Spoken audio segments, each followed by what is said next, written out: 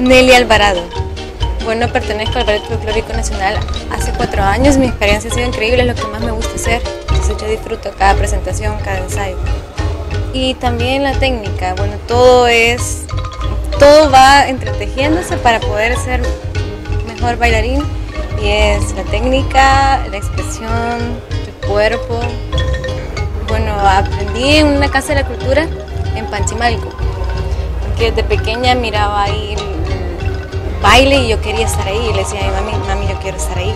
Entonces me llevó a la casa de la cultura de Panchimalco y ahí empecé a bailar folclore. Y bueno, bailé como 3 años ahí. Entonces fue una experiencia que me enamoré del folclore y ya no pude dejar de bailar. Dejé de bailar ahí, pero seguí bailando en bachillerato, cuando llegué a la universidad y cuando me di cuenta que existía la oportunidad de pertenecer al Ballet Folclórico Juvenil.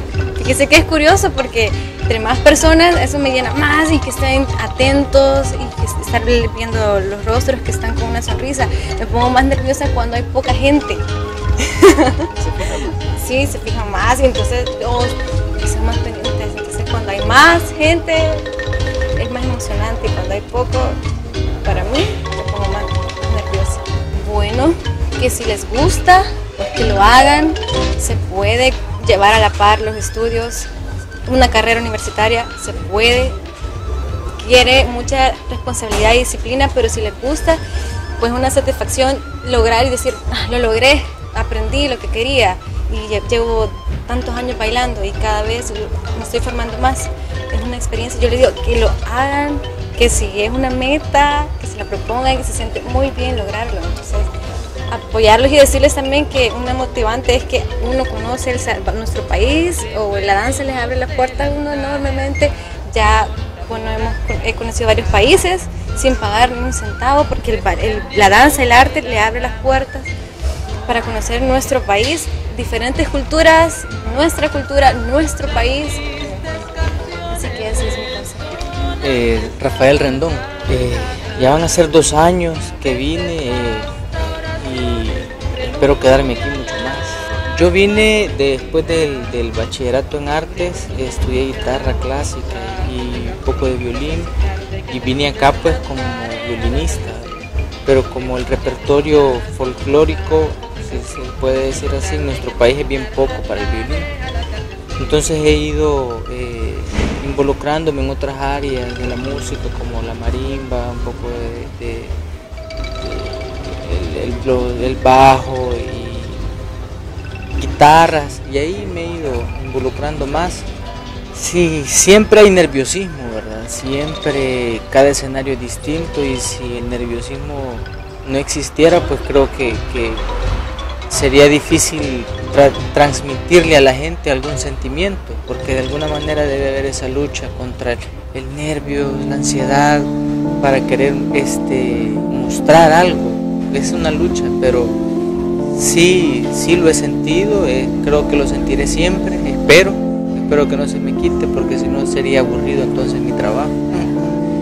Y yo soy prueba viviente de lo que se puede lograr con la música.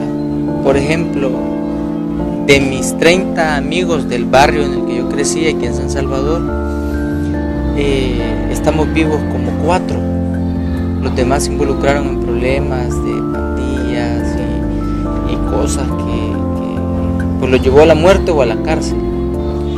Entonces la recomendación es que se involucren en la música. Yo soy de los que estoy seguro que, aparte de las matemáticas, el arte en general es el único que activa ciertos hemisferios del cerebro, por lo cual lo hace uno un poco más crítico, más prudente y menos violento, siento yo, por el hecho de dedicarle tiempo a un instrumento y pasar sentado ahí 4 horas, 6 horas. Es el tiempo que normalmente usa alguien para emborracharse e ir a atropellar a alguien en su automóvil. Sí, detrás de todo escenario hay horas y horas, años de ensayo como para bailarines y músicos. Eso es, así es. ¿Qué fue lo que lo motivó realmente a estar en esto? Que muchos jóvenes jamás se sienten motivados por el arte para nada. Sí. Yo amo la música desde niño. quizás de las cosas que no me motivaron fue el dinero, porque yo iba claro de que en esta carrera iba a ser difícil y así ha sido, pero la motivación principal fue el deseo de expresar algo, de decir algo. Eso fue para mí lo principal. Me topé con un montón de gente que me permitió ser. No le importó que tuviera el pelo largo, que tuviera un arito aquí, no sé, por la apariencia.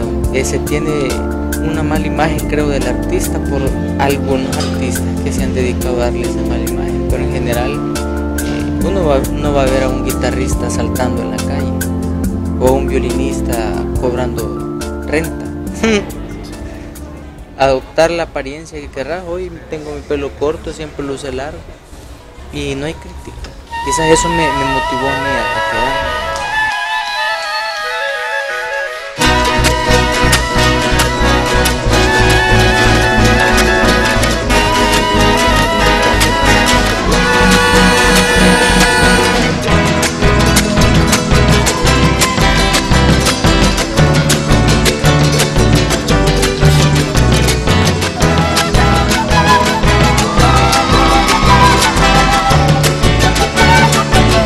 Y mi nombre es Nelson Hueso. Cuando éramos estudiantes, todavía éramos jóvenes, por supuesto, nos encomendaron hacer música para unas películas de UNICEF. Y estas películas las musicalizamos y ese fue nuestro banco. Podríamos decir, íbamos haciendo un banco de la música que componíamos.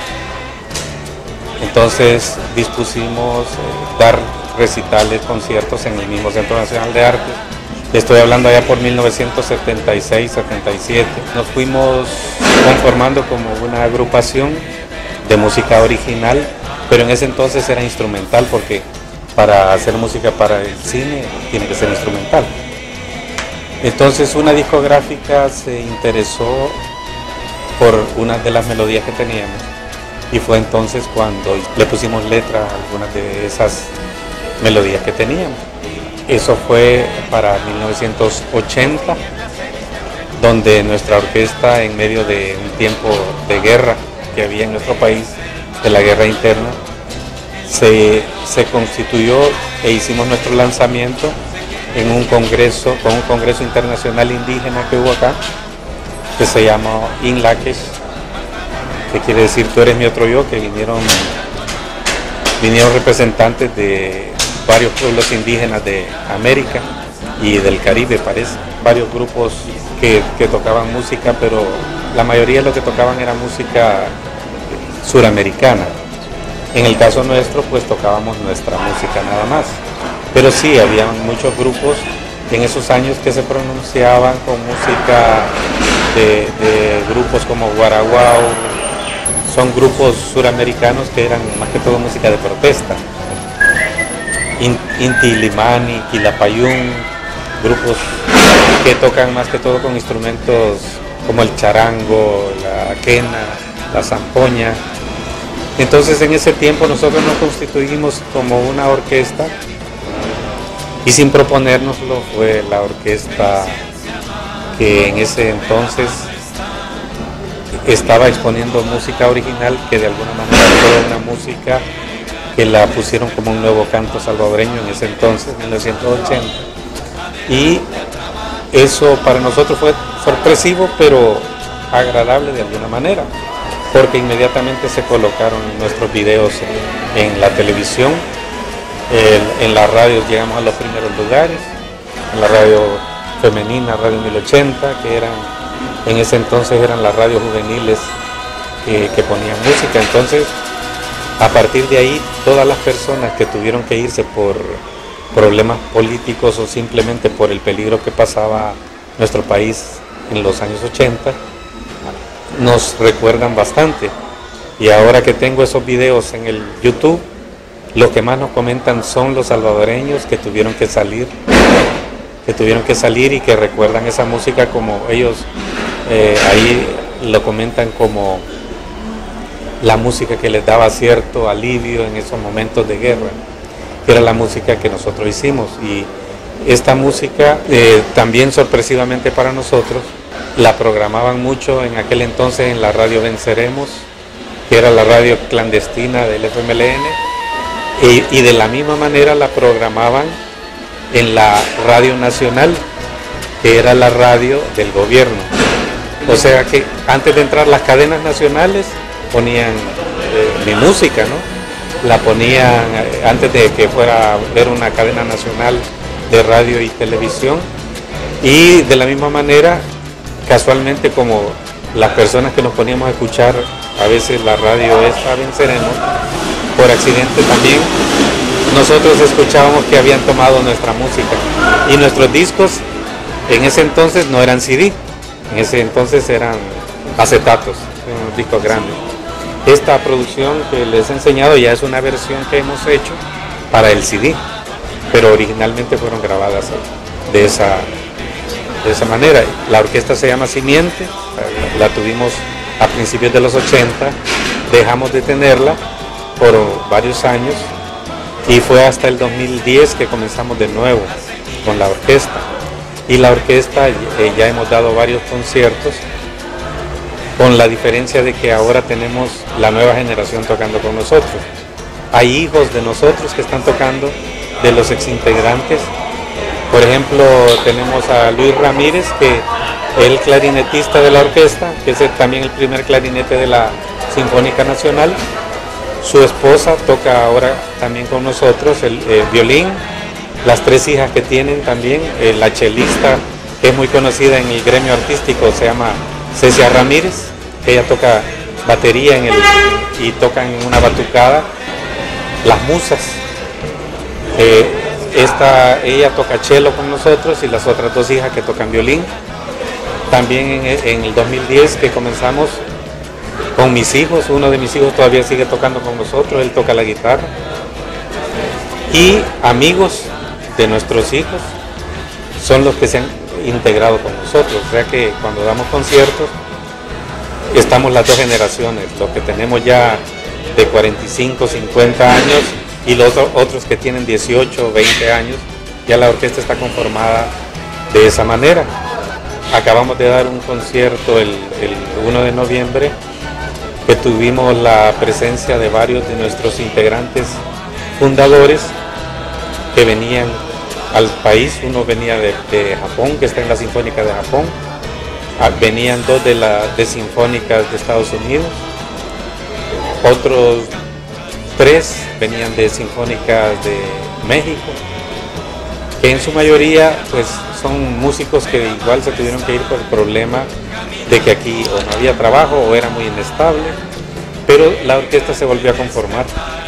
Y dentro de lo que nosotros hacemos en nuestra orquesta es fusionar instrumentos sinfónicos, instrumentos latinoamericanos y también instrumentos electrónicos.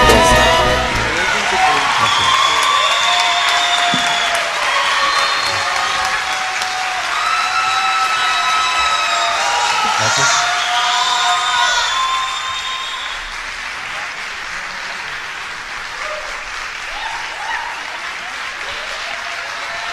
Arriba.